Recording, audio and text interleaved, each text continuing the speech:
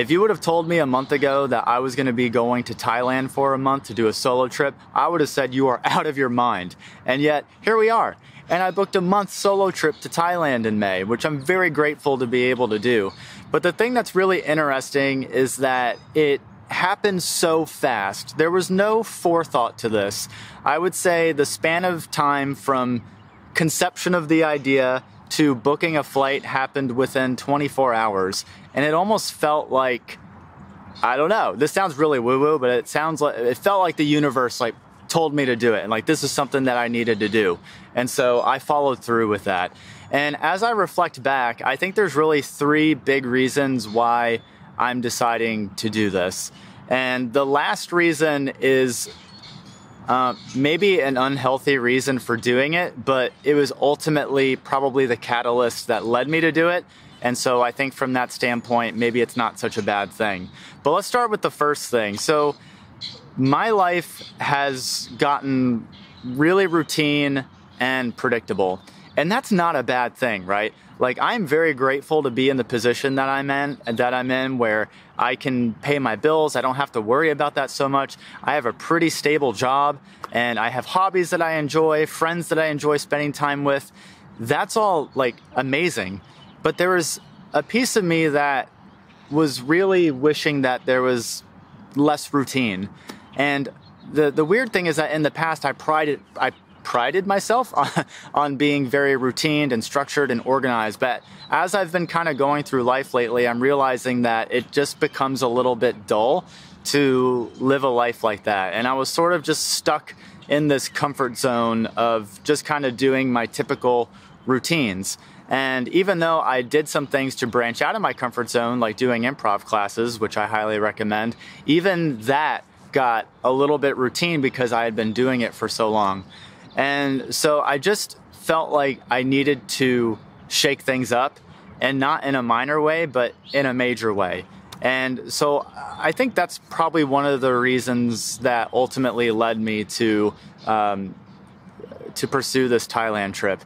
Now, the second reason kind of branches off of that, and that is every year I promise myself that this is the year I'm going to travel, every single year. So back in 2020, this was before, actually this might have been the end of 2019. So end of 2019, I book a trip to Banff National Park with a friend of mine. And I was like, yes, this is going to be awesome. This is going to be a great international trip, get to explore nature and all the amazing scenery that Banff has to offer.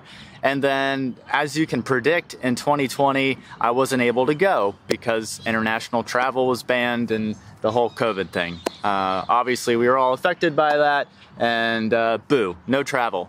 And so, once those restrictions were taken away, every year after that, I was like, all right, this is my year. So, I think 2022 is the first time that we could kind of travel again.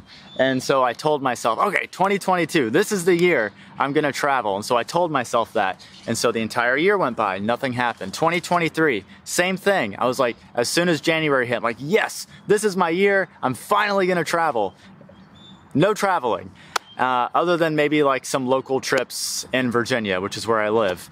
And so 2024, here we are, and still nothing. Now there is, but in the beginning I was like, I don't have any trips planned. And worse than that, I didn't even say this is my year to travel. It's I totally didn't even put that on my radar, and yet travel is it's something that I want to do. And so I think that was part of it too, is I saw the trend where I kept delaying my travel plans. And while this is a little bit of a tangent, but bear with me. I work with a lot of people as a physical therapist who are older, 70, 80 and older.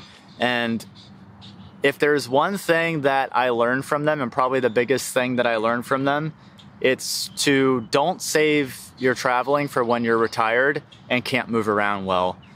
I can't tell you how many times that I've been told by people who are 70 and older, people that I work with, then they tell me, you need to travel now. Do it. You're young.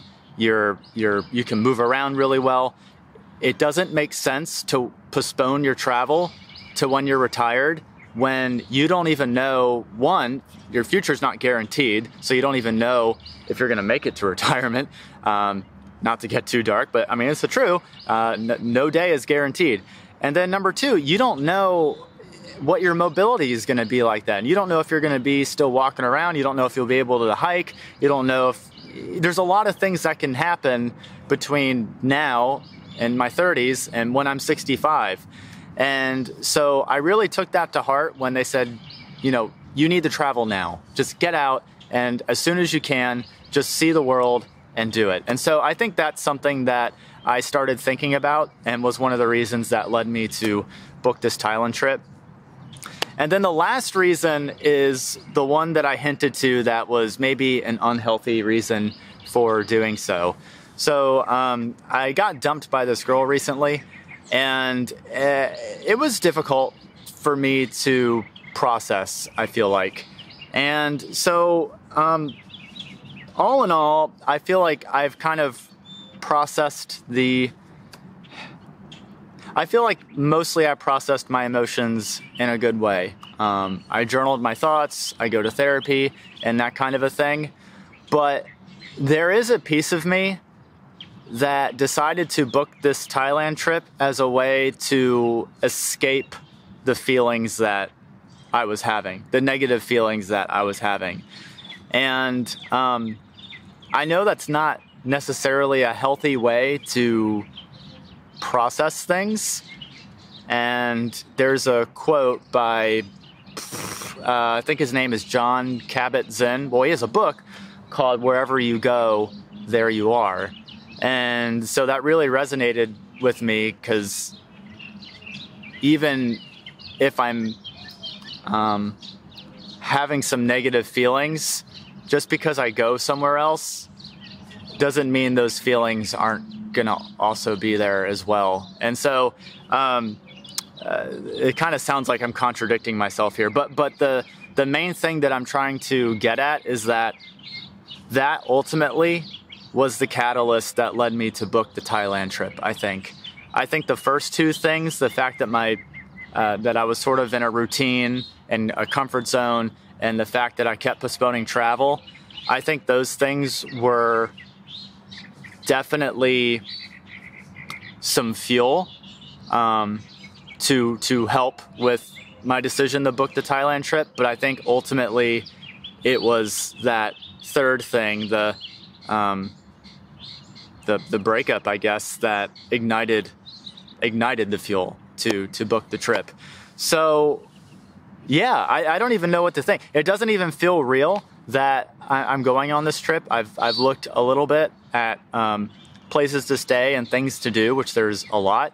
But because it's still over a month away, it doesn't quite feel real yet. And it is both exciting and scary, but yeah, it doesn't, that's all I can say is it doesn't feel real.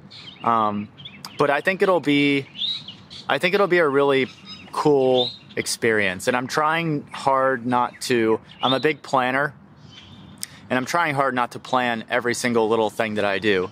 I'm probably going to reserve a room for maybe the first 3 nights, but then other than that, I'm really trying to just lean on what it is that I feel like doing, as opposed to trying to plan out my itinerary each and every day, which is something that I tend to fall victim to. Yeah, I just wanted to share this. I don't know if this speaks to you at all. I don't know if there's anything you even gleaned from this. I can't even think of a take-home message to even wrap this up, but maybe there doesn't need to be one. And I don't know. I'm really excited for this, and maybe if you've been looking for a reason to travel, who knows? Maybe this might be the catalyst you need to start doing that. And I'll certainly keep you updated with as I go. I'm probably not gonna do a ton of content when I'm in Thailand, because I just want to be able to enjoy it. But I'll certainly post some things along the way as well. All right, I'll see you in the next one. Take care.